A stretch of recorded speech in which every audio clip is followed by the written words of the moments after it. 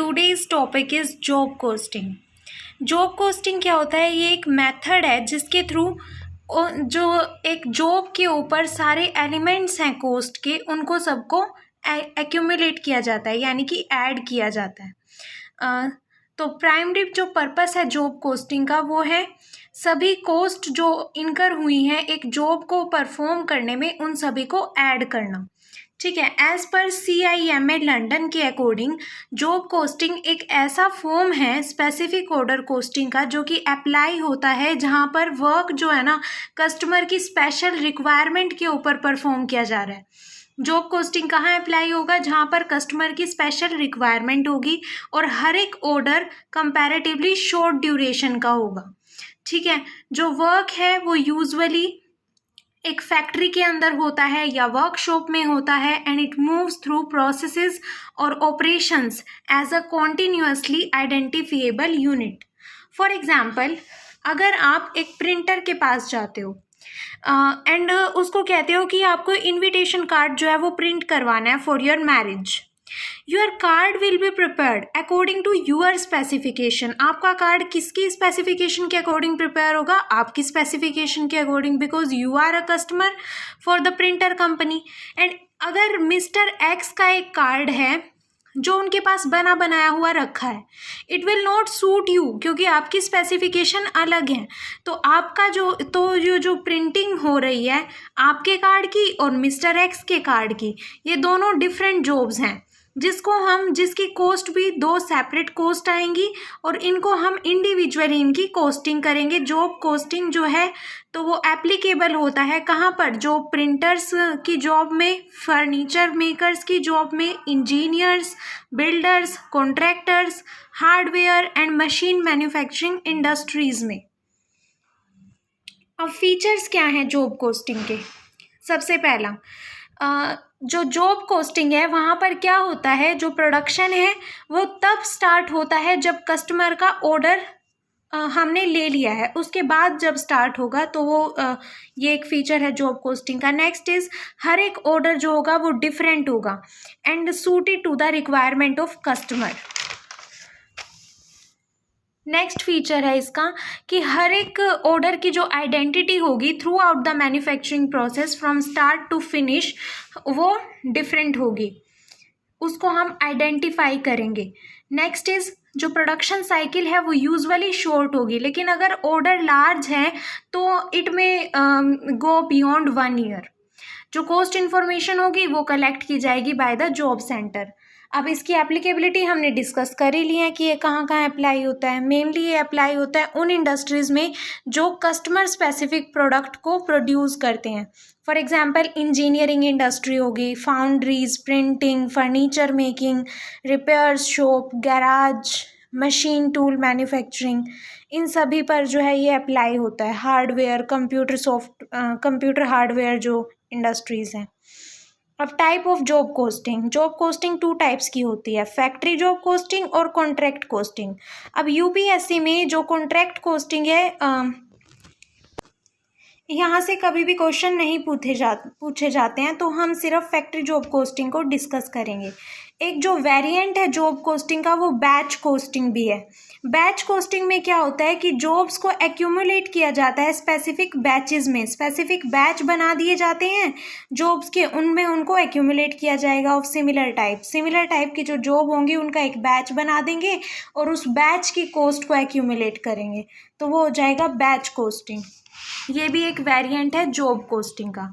अब ऑब्जेक्टिव्स और नीड क्या है जॉब कोस्टिंग की, यानी कि हमने क्यों ज़रूरत है जॉब कोस्टिंग को बनाने की।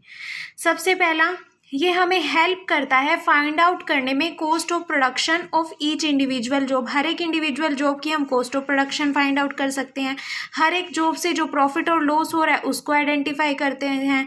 और तो मैनेजमेंट जो होगी वो प्रॉफिटेबिलिटी जो है फ्यूचर कोर्स ऑफ एक्शन के लिए वो एसर्टेन कर पाएगी।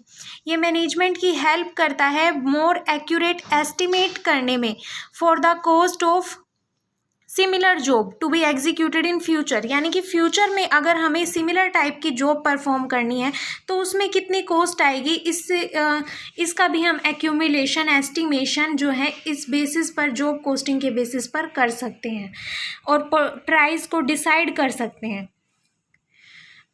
फॉर एग्ज़ाम्पल, जो कार्ड प्रिंटिंग कंपनी है वो अगर एक कार्ड जो है किसी पर्टिकुलर डिज़ाइन का प्रिंट कर रही है, अगर तो वो जब उस कार्ड को प्रिंट करेगी तो उसकी कॉस्ट कैलकुलेट करेगी जॉब कॉस्टिंग के अकॉर्डिंग, तो उससे उसका प्राइस डिटरमाइन हो जाएगा। इसी तरह से अगर दूसरा कार्ड अगर किसी फ्यूचर में उसी डिज़ाइन का बनाना हुआ तो कंपनी को पता चल जाएगा कि कितना प्राइस लगेगा, कितनी कॉस्टिंग होगी, तो दोबारा से एक्यूमुलेट करने की नीड नहीं पड़ेगी।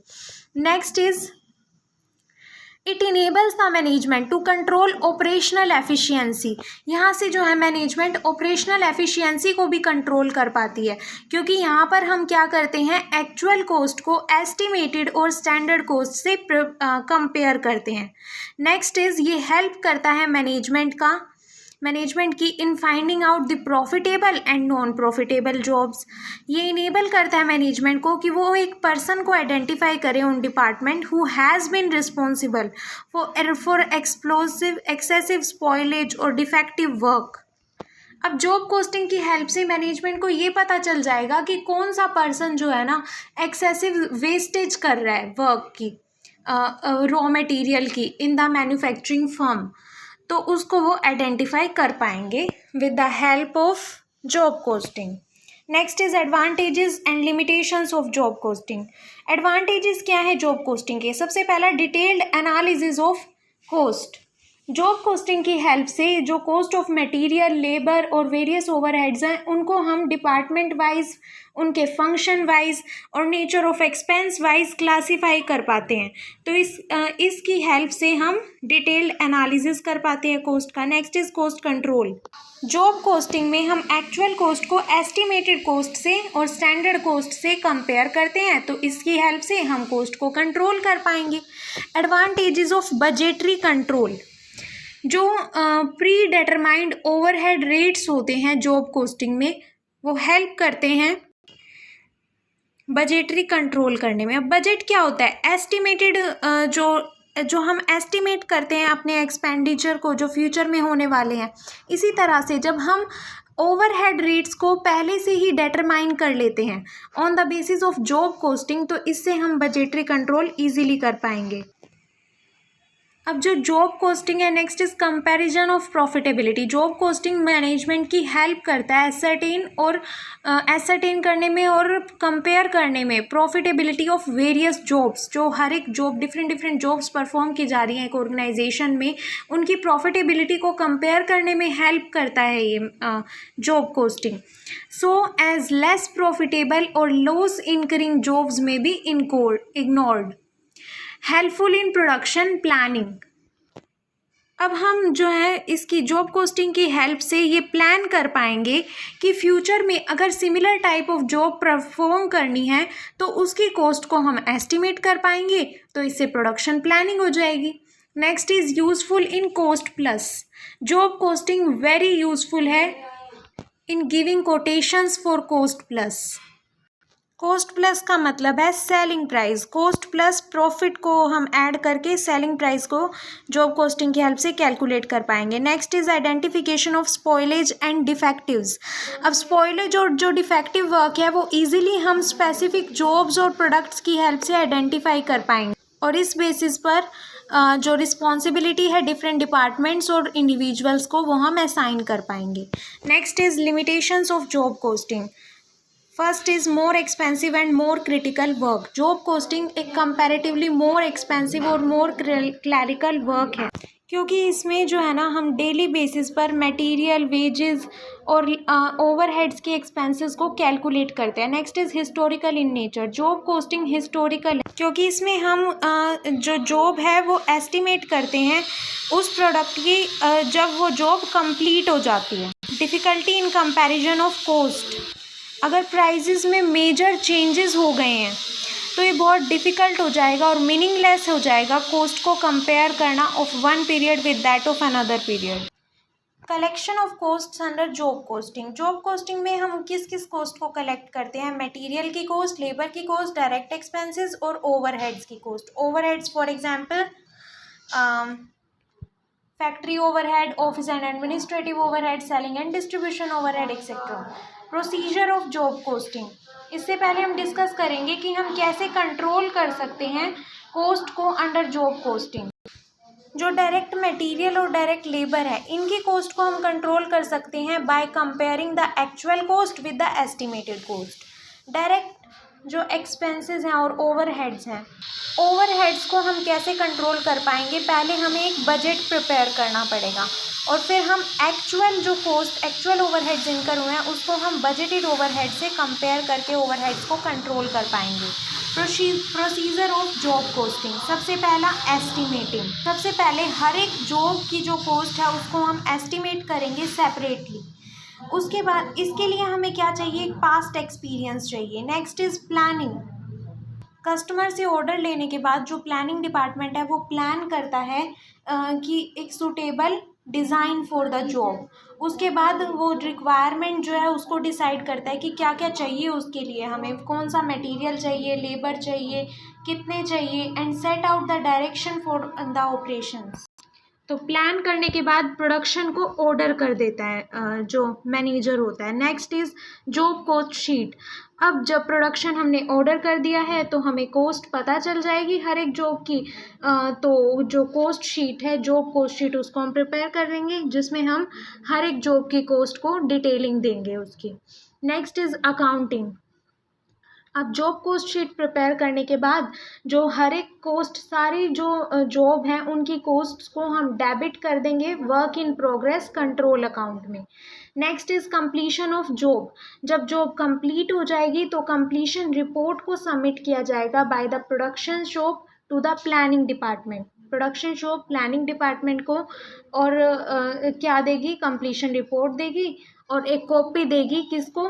कोस्टिंग डिपार्टमेंट को। ये रिपोर्ट जो है वो इंडिकेट करती है कि जो फर्दर एक्सपेंसेस होंगे जॉब के वो सीज किए जाएंगे एंड जॉब कोस्ट शीट को क्लोज कर दिया जाएगा।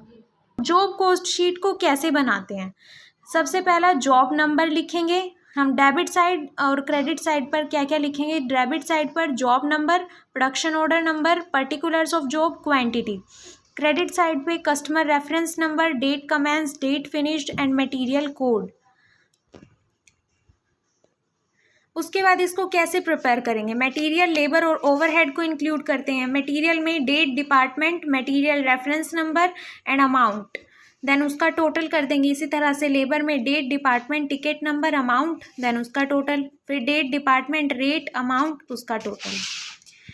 अब समरी ऑफ कोस्ट कैसे हम प्रिपेयर करते हैं?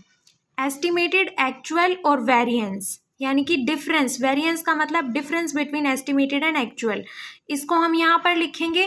और जॉब नंबर जो है, यूनिट्स कितनी प्रोड्यूस हुई हैं, कॉस्ट पर यूनिट क्या है, वो हम क्रेडिट साइड पर लिखेंगे। तो डेबिट साइड पे क्या क्या आएगा? Direct material, direct labour, production overhead, production cost, administrative overhead, selling and distribution overhead, total cost आ जाएगी। और फिर सेलिंग प्राइस में से टोटल कॉस्ट को माइनस कर देंगे तो प्रॉफिट और लॉस आ जाएगा। तो इस तरह से हम जॉब कोस्ट शीट को प्रिपेयर करते हैं। Thank you.